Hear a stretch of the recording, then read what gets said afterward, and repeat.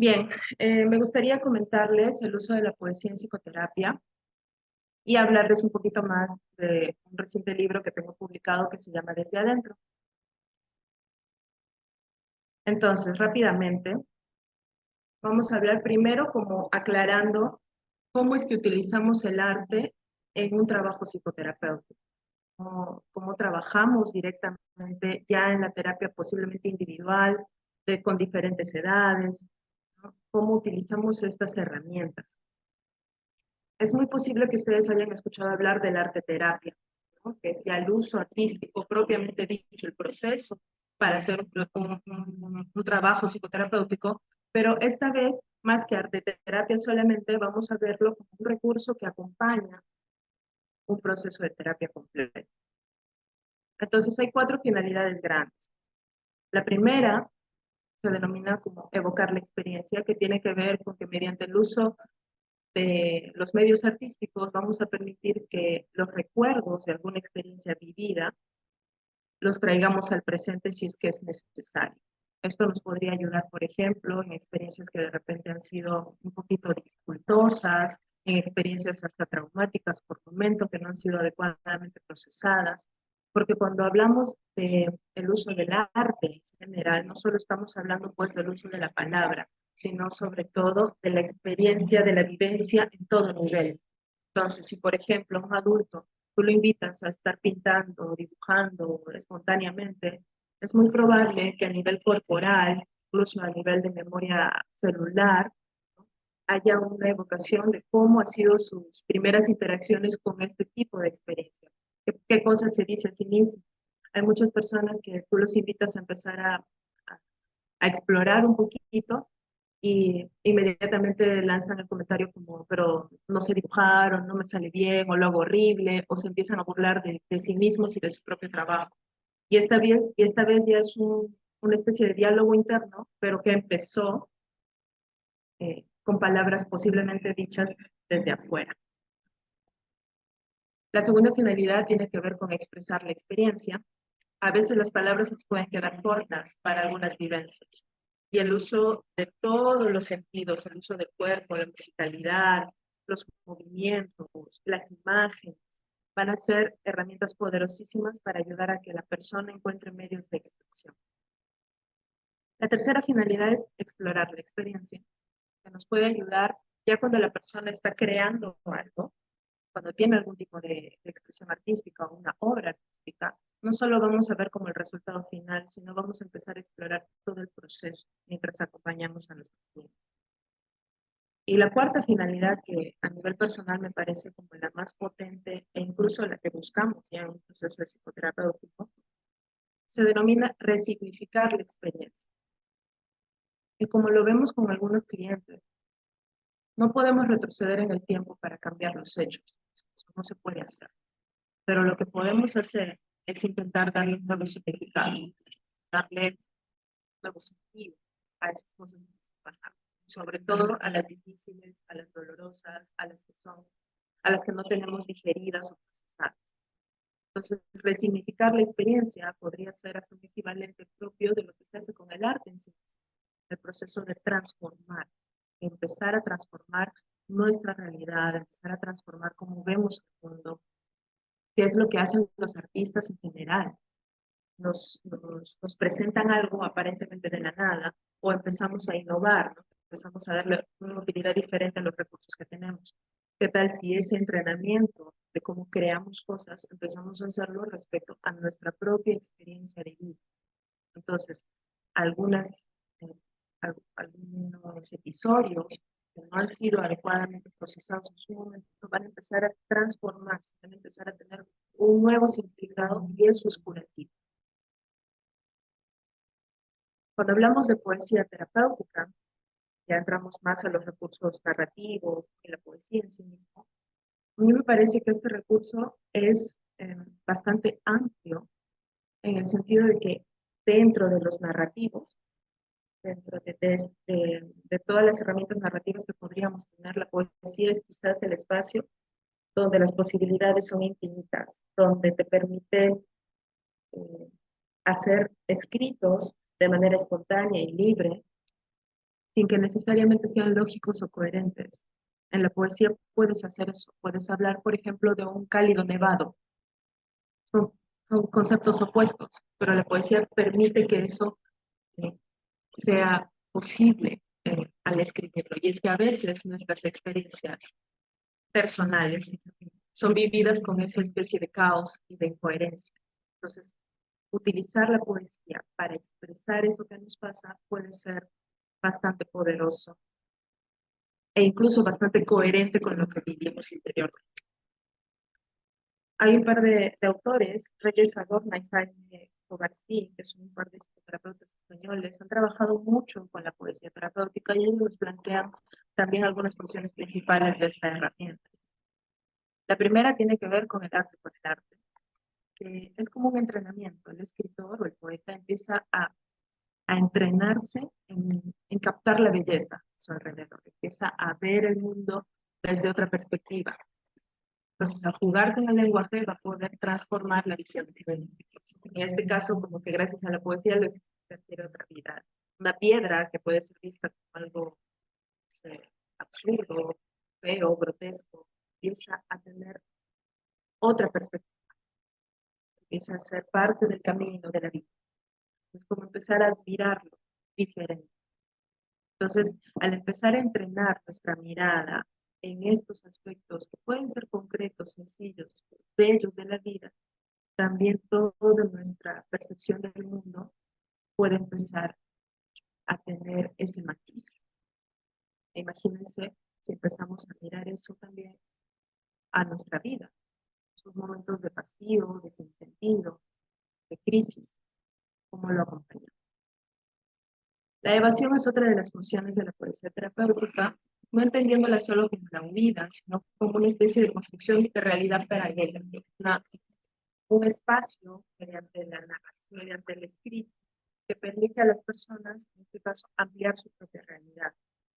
Puede ser incluso un lugar como de refugio, un lugar donde puedan respirar un poco de lo que les está saturando, apabullando. Va a permitir enriquecer el mundo que conocemos, va a permitir que reconozcamos y aceptemos nuestra propia historia e incluso puede servir como meta que nos motive a mejorar, crecer, a desarrollar. Otra de las funciones tiene que ver con el conocimiento. En este caso, el poeta se empieza a convertir en una especie de filósofo que penetra en los misterios de la vida, del mundo, de su interior. La poesía va a empezar a otorgar una visión que puede llevarnos a reflexiones donde descubrimos nuestra propia sabiduría interior. El poeta, y en algún momento pues también las diferentes ramas artísticas, tocan este denominado concepto de la inspiración. Ya lo veríamos en el libro El Camino del Artista, por ejemplo. Se menciona mucho el concepto de que el artista tiene una conexión, sobre todo hasta trascendente, espiritual, sagrada, si lo quisiéramos llamar.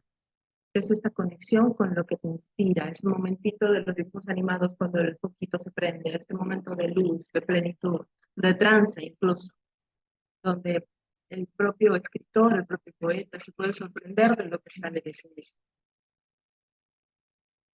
Esta es quizás la función más común que se usa en terapia, y es que la poesía sirve también de catarsis. El papel aguanta todo. Empezar a soltar en el papel todo lo que nos está desbordando, todo lo que es intenso, lo que nos inquieta, lo que no se puede decir a nadie más. Eso es muy importante. El papel empieza a aguantar todas las descargas, donde hay que darnos el permiso de que en algún lugar podamos descargar y decir todo sin tapujo, sea bonito, sea feo, sea coherente o no, sea correcto o no.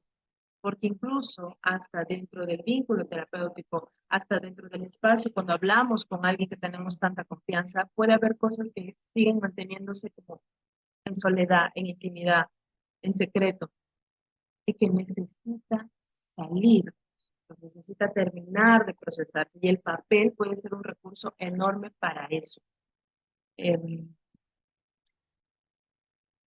Me da la impresión, y esto un poco con la experiencia en el trabajo, que cuando hacemos esto, cuando permitimos que alguien escriba, cuando nosotros lo hacemos, eso que se está viviendo como un caos, como un desorden, como una cosa que está enredada, cuando empezamos a escribir, sin darnos cuenta, empieza a tomar orden,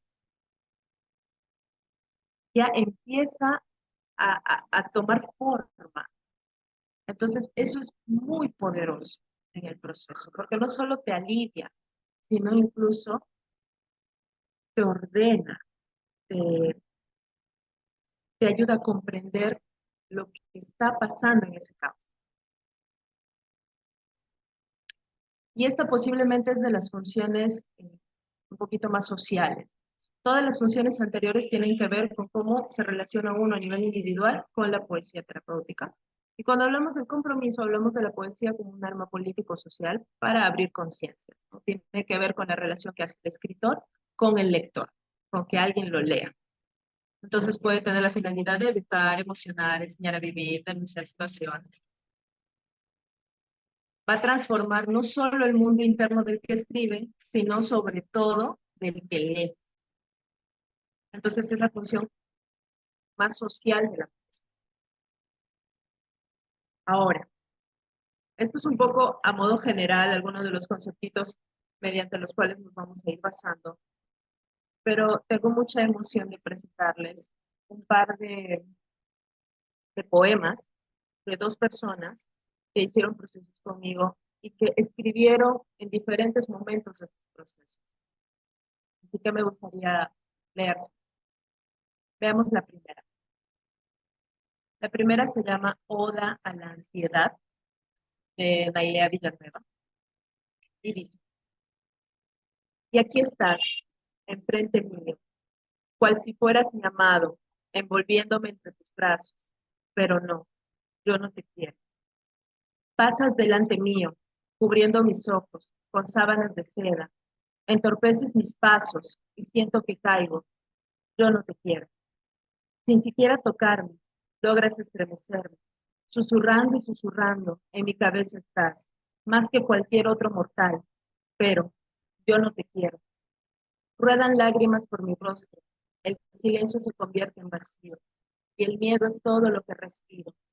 ¿Comprendes ahora por qué no te quiero? Sin embargo, hoy, heme aquí, delante de ti, tendiéndote la mano, sin rencores, sin temores, brindando por un nuevo comienzo que llega con la luz del alba y se renueva en el ocaso. Hoy, heme aquí, no en contra, sino contigo, mi querida ansiedad. Nailea fue una paciente que hizo un proceso de más o menos un año alrededor. Ella cuando llegó tenía muchos ataques de pánico y estaba pues sufriendo mucho por eso, porque sentía que le estaba interrumpiendo en su vida. A medida que vamos avanzando, se va descubriendo que teníamos que trabajar mucho en la actitud hacia su propio malestar, el darse el permiso de sentir, por ejemplo. Ella así está escrito, que como nos vamos dando cuenta en una primera parte, relata sobre todo la manera en la que ella vivencia la ansiedad, ¿no? Está como si fuera su amado, que me estremece, que está ahí, que la toma por completo, y que cuando deja de pelear, no es que la quiera, ¿no? Necesariamente a la ansiedad, pero cuando ya no pelea, cuando empieza a brindar, cuando empieza a hacer de alguna manera las paces con esta sensación, también es hacer las paces con ella misma, con su manera de vivirlo. Y sale este escrito. Muy amablemente me autorizó a compartirlo en exposiciones porque sabe lo importante que ha sido para ella, sobre todo, empezar a relacionarse diferente y cómo esto podría llegar a, a ser importante para otras personas. Y el siguiente poema es de Renato Ríos. Renato también tuvo un proceso más o menos de un año, pero fue interrumpido por asuntos económicos, no pudo continuar. Él cuando llegó tenía muchas crisis de ansiedad, de depresión, algunos intentos hasta suicidas. Pero Renato ya tenía también Él escribía poesía en el colegio. Entonces, hemos usado mucho la poesía en su proceso. Cuando él acaba ese año, él decide hacer este poema que lo denomina poema para Sara, para mí. Entonces, Renato también lo quiere compartir. Perdido en un vagón sin lumbre, dirigido hacia la muerte ambigua de un corazón sin esperanza. Me escondí sin que vieran mis luces, que a mi cuerpo dirigía los besos de mis puñaladas. Un discreto llanto debajo de una rota alfombra, el sufrimiento vago de un corazón de tierra, escupido por de las imaginarias cuchillas una horda, nacidas de un ave que solo había aprendido a romperse las piernas. Condenado a conocer la piel del túnel y anhelándola como una esperanza de viva voz, esperaba resignado unirme al vacío de su urbe, donde las cuerdas muertas serían mi único sol. Ocaso, ocaso, ausencia de una lágrima destinada a desfallecer. Me sujetó una mano amiga, y salí del vagón y salí del tren. Todo fue penumbra, como había sido siempre, bajo la tutela de un dictador en mi piel de hombre vencido. Maldecí cansado mientras se derretían mis pieles, pero te encontré a mi lado y supe que había encontrado un amigo. Avanzamos juntos a través de los infinitos túneles que nacían sin pena de mis párpados caídos. Me sentía enfermo, víctima de mi propio embuste, mas me diste una antorcha y caminaste conmigo. Fuiste mi guía en los recovecos más oscuros. Hallamos a un niño moribundo y me enseñaste a darle abrigo. Abracé el recuerdo de su dolor mustio.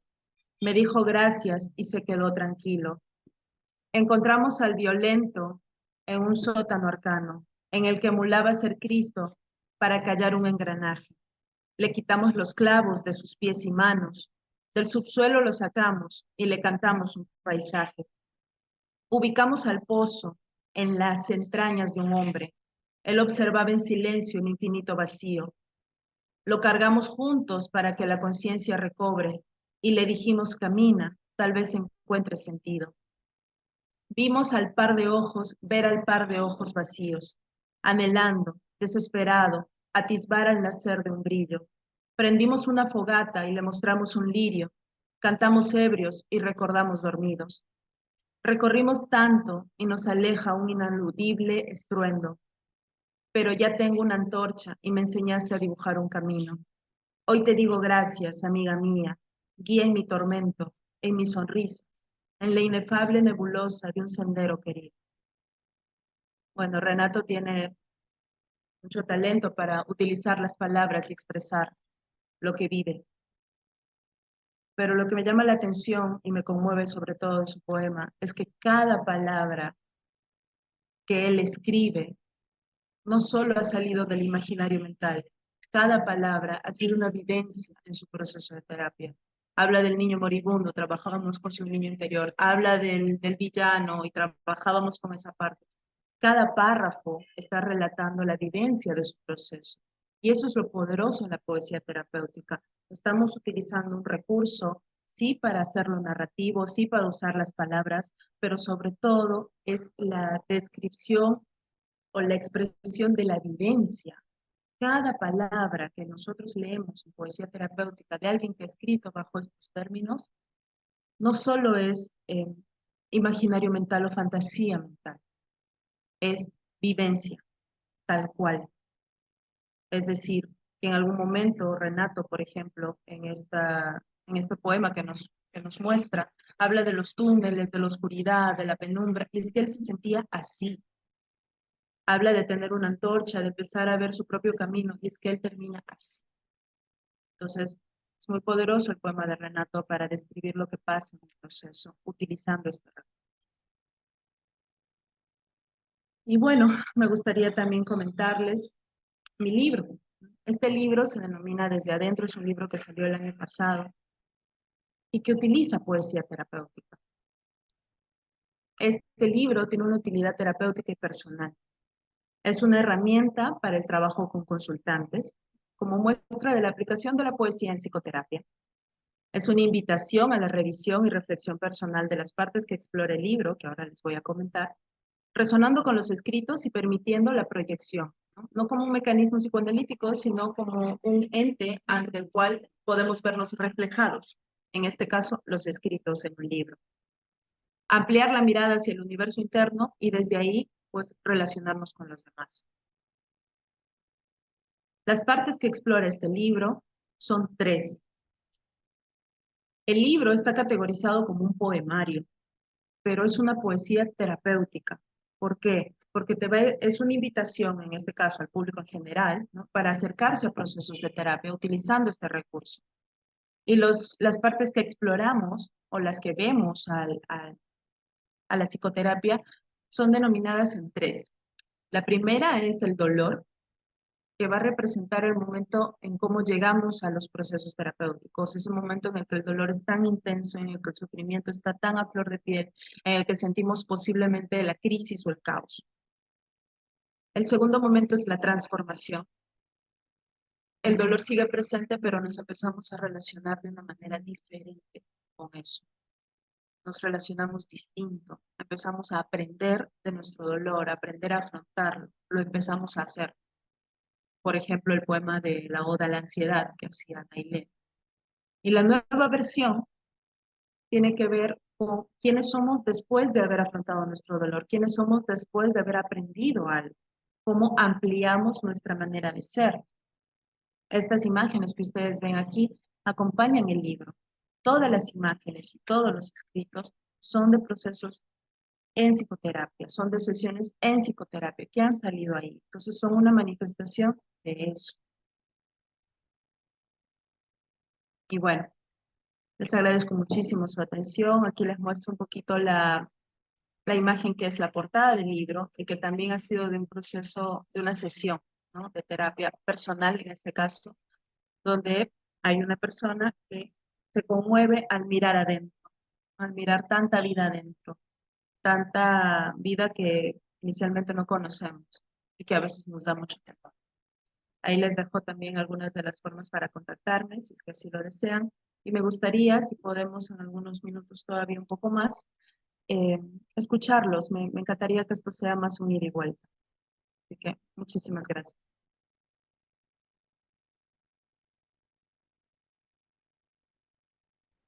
Bien, ahora sí nos estás viendo. Sí, mire las manitos, aunque no los escuchaba, pero gracias. Ah, esto, ¿puedes escucharnos ahora? Sí, Sí. te escucho, Karen, sí. Muy bien, entonces, preguntas, aportes, ya los escuchan. Recuerden hablar fuerte para que se pueda escuchar mejor. Que levanten la mano, ¿quién le gustaría participar?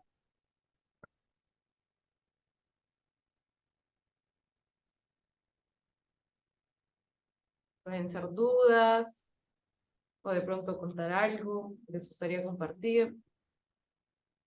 Yo no sé, ¿se me escucha? Sí, Ya, ya tenía una consulta. Eso que está mencionando sobre utilizar la poesía como método terapéutico, ¿es algo que utiliza con todos los que recurren a usted? ¿O es ya más que nada después de una conversación, después de unas cuantas sesiones, se adecua a algunos pacientes y a otros no? Más o menos, ¿cómo funciona eso? sí, en realidad es un recurso más, ¿no? No es aplicado, yo no lo aplico con todos, la verdad. Eh, Generalmente en las primeras sesiones, cuando voy como conociendo a la persona que está conmigo, también vamos explorando un poco sus afinidades, vamos explorando un poco las facilidades que puede encontrar para algunas cosas. Hay personas, por ejemplo, que, que tienen otro tipo de manifestaciones, ¿no? Que pueden hacer música y que la utilizan mucho, o que usan mucho el cuerpo y trabajamos mucho a nivel corporal. Y hay personas que escriben y que escriben y que escriben y escriben. Entonces, si ya la persona está escribiendo, es un recurso poderoso. De todas maneras, si no utilizan ninguna de las manifestaciones, la escritura suele ser como una pequeña herramienta que puede acompañar. Algunos la toman, algunos no tanto. ¿no? Entonces, a veces yo al finalizar incluso la primera sesión, empiezo a sugerirles que empiecen a tener un pequeño blog o cuaderno de terapia y que lo manejen solo a nivel individual, que no me lo muestren si no quieren y que sea un espacio donde pueden empezar a escribir lo que salga respecto a su proceso, lo que sea. Entonces, algunos lo toman, otros no, y entramos por otro lado, pero los que lo toman muchas veces, ellos mismos se van sorprendiendo de lo que encuentran, de cómo los ayuda a aliviarse o de cómo eh, me mencionan, por ejemplo, que después de escribir, eso que estaba desordenado toma forma, o cómo ellos se sorprenden de lo que escriben. Entonces, es una herramienta poderosa también para algunos. Sí, gracias. ¿Usted? Sí, me preguntaba si es que había algún manual o una guía en el cual del cual nos podamos servir para el análisis, por ejemplo, de estas producciones artísticas que lleguen a ser, ¿no? También desde la poesía y desde el arte también. Bueno, estas expresiones no son tomadas mucho como vemos las pruebas psicológicas, ¿no? O sea, si, por ejemplo, si hacemos dibujos, no es una mirada diagnóstica necesariamente, sino como les decía en un primer momento, estas funciones terapéuticas van a ser sobre todo como acompañantes al proceso en sí mismo, ¿no? A que estén transformando en sí mismo, a explorar el proceso. Desde mi formación, la exploración siempre es fenomenológica, siempre es como de preguntas abiertas, de explorar la experiencia, de cómo, qué es para ellos, qué significa esto o no. Más que intelectualizarlo, tratamos de que siempre lo aterrice y que la palabra en este caso sea un medio para expresar lo que ellos quieren expresar.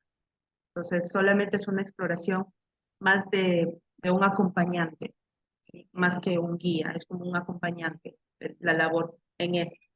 Ahora, respecto a poesía, les decía hace un rato, ¿no? En la poesía terapéutica hay un libro de Reyes Adorna y Jaime Covarsí, me parece, que son dos psicoterapeutas españoles, que te presentan 194 ejercicios para hacer un poema cada día.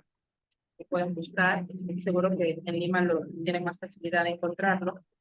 Y entonces son algunos ejercicios que pueden ayudarlos a ir entrenando un poquito la escritura, tanto para ustedes como para sus consultantes si es que notan esta facilidad. Por ejemplo, eso con Renato, el poema de Renato, también lo hicimos mucho, ¿no? Él mismo me pedía como algún ejercicio al respecto y salían más cosas.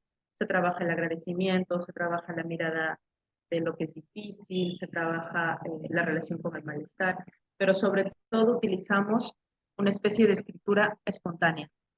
Lo que quiera salir, que salga, como salga. Si empieza saliendo como un vómito, pues que salga como un vómito. Y eso, por ejemplo, en el libro, ¿no? En este libro, desde adentro, se va a notar eso mucho en las partes del libro, porque en la parte referida al dolor, tiene mucho que ver como en esta parte en el que el dolor no tiene sentido, es ilógico, es tenso, es fuerte, pero cuando avanza y en la última parte del libro, ya las cosas están más armoniosas. Entonces, eso a veces también ocurre en nuestros propios procesos personales y terapéuticos. ¿Cómo vivimos eso? No son lineales, el proceso no es lineal, pero sí tenemos más o menos esa especie de vueltas en espirales. Sabemos que si otra vez me voy a sumergir al dolor, tengo más herramientas para sumergirme al dolor y no evadirlo, no saltarlo, sino me meto, aprendo y avanzo. Y otra vez, me meto, aprendo y avanzo en lo que venga, ¿no? Entonces, la escritura empieza a ser una herramienta poderosa que los acompañe siempre, ¿no? Estén o no en proceso terapéutico. Y eso es un entrenamiento que nos puede ayudar a compartir con las personas que vienen a nosotros y que lo sostengan el tiempo también ahí. Bueno, gracias. Una duda. Bueno, yo justamente quiero ser psicólogo clínico y entre varias cosas que me gustaría aplicar, una es la música. Entonces, justamente estoy emulando las clases de piano y todo esto y tenía la idea de que tal vez en sesiones yo pueda utilizar el piano de manera que esta pieza pueda no solamente dejarme expresar a mí, sino que permita que el cliente o paciente también se pueda expresar en torno a ello. Entonces, ¿habría alguna dificultad o un problema en que yo sea la persona que coloque la música y que el siguiente ya se vaya estructurando a partir de ella, o sea, se vaya desenvolviendo? ¿O también Bueno, aplicaría? O sea, ok, gracias. Bueno, en realidad, cuando tenemos nuestros recursos, mientras más recursos variados tengamos, es posible que vamos a poder llegar de diferentes maneras. Más que, como hablábamos hace un rato, ¿no? No es que a todos, por ejemplo, se les invitaría a escribir, pero sería genial tener como este recurso a la mano. No es que a todos se les va a invitar a explorar con el piano, pero va a estar bueno tener este recurso cerca, ¿no? De pronto tenemos en nuestro espacio eh, como elementos auxiliares, ¿no? Un peluche gigantesco que por ahí puede ser utilizado. Tenemos nuestros papeles, nuestros colores, tenemos arcilla, tenemos diferentes medios. Entonces, mientras los tengamos como recursos que nos van a favorecer, que pueden ampliar la gama para que las manifestaciones ocurran, mucho mejor. Ahora, por el lado de la música, hay formaciones también, ¿no? Sobre la musicoterapia, sobre el uso de los sonidos terapéuticos, son muy poderosos también para el trabajo, incluso para invitar a experiencias de trance de ser necesario, ¿no? Entonces, hay que tener toda una estructura también para acompañar. Las melodías es una expresión muy poderosa, ¿no? El uso de la música en sí mismo. Entonces, si tienes esta inclinación, está muy bueno, pero reitero, va a tener que ser como un recurso auxiliar para que la persona que quiere inclinarse hacia allá va a estar, va a tener ese recurso a la mano. Si no quiere inclinarse hacia allá, no podemos como forzar o no podemos empujar hacia algo que de repente no es. Pero sí nos da la oportunidad como de ir explorando medios. A veces la misma persona cuando llega no tiene idea de qué le gusta, o sea, no tiene idea de en qué va la facilidad para expresar. Y a veces llega por eso, porque no sabe cómo, no hay maneras. Entonces, hay toda una primera parte en el proceso a veces de empezar a explorar los diferentes medios y que sea la misma persona la que vaya eligiendo cuál va más acorde con ella misma. Entonces, es muy interesante eso. Creo que sería poderoso que tú utilices el piano por ahí. ok, Y ya gracias. más a medida, a modo personal también, cuando nosotros nos acercamos a una manifestación y entramos y ahondamos a modo personal ahí, también la manera en la que la vamos a compartir o vamos a respetar los modos de los otros se va a sentir más genuino, porque tú ya vas a haber vivido todo lo que es profundizar en alguno de estos medios. Eso es poder. Ok, gracias. Sarita, para justamente ir cerrando y agradecerte por tu tiempo, ¿no? Por estar compartiendo con nosotros tus experiencias, por compartir tus conocimientos, pero sobre todo abrir tu corazón en cuanto a este propio descubrimiento que tuviste y lo cual sabemos, ¿no? Que beneficia a otras personas, a tus pacientes, ¿no? Y creo que es una forma de pronto de nueva que algunos pueden encontrar para poder seguir desarrollándose, sobre todo desde esta área clínica que es valiosísima. Entonces, queremos agradecerte por tu tiempo. Creo que todos nos Gracias. llevamos cosas muy buenas y no sé si ves sus cabecitas. Y... Entonces, te agradecemos por eso y bueno, si bien estamos a la distancia, creo que todos hemos podido sentir en cada testimonio, en cada palabra que has brindado, pues algo bastante fuerte, ¿no? Es como que hubo un silencio en donde tal vez cada uno podía encontrarse en esas palabras, ¿no? Si bien lo hicieron otras personas, no sé si acá alguno ha sentido eso de que creo que es una forma de que yo también podría expresar la ansiedad que tengo, ¿no? O lo que esté pasando, ¿no? Entonces creo que ha sido bastante bueno, interesante, pero sobre todo profundo, ¿no? Para todos nosotros. Así que queríamos agradecerte desde aquí con un fuerte aplauso. Ojalá que sí se escuche. Entonces, Gracias. muchas gracias, Sarita, nuevamente por tu tiempo y por todo. Y bueno, ya saben, ahí nos dejó sus redes y también su libro. Creo que podría ser beneficioso para todos. Así que ya tenemos los contactos. No sé, Sarita, si te gustaría decir algo más. Bueno. Bueno, les agradezco mucho, mucho su atención. De verdad me he sentido muy, muy emocionada, muy honrada, esperando tratar de transmitir lo más posible en este tiempito. Em, Estamos un poquito con problemas de clima por acá en Tarapoto, donde estoy yo, y eso a veces dificulta la conexión web también, así que estaba un poquito preocupada por eso, pero espero que se haya escuchado. Les agradezco nuevamente. Los invito pues a quieren acceder al libro, ya saben, me pueden encontrar en algunas redes como Sara Garce, estoy en todos lados, me pueden encontrar en Facebook, en Instagram, en YouTube, en TikTok, en la web. Y el libro está a precio pues sumamente accesible, cuesta 30 soles, así que si lo desean, tal vez me pueden avisar o le avisan a Karen o no sé, se contactan conmigo y mando un bloque de libros para allá si lo desean. Eh, es emocionante el curso que tienen y creo que lo tienen que aprovechar muchísimo porque siento que es la parte humana, la parte humana que nos permite sanar en realidad. Hablamos de creatividad, hablamos de proceso creativo, hablamos de transformación y qué lindo que lo estén llevando y espero que los amplíe. También espero que sea un llamado a la conciencia para esas revisiones personales, ¿no? Para ir viendo cómo estamos, para siempre estar chequeándonos, para ser muy responsables en nuestro propio proceso, más aún si quieren trabajar a nivel clínico, de cómo eso nos compromete también a nivel ético, en el cuidado y la responsabilidad con las personas que vienen a nosotros. Así que, bueno, nos vemos pronto, espero como colegas. Así y hasta la próxima. Muchísimas gracias. Nuevamente, gracias, Erika. Chao.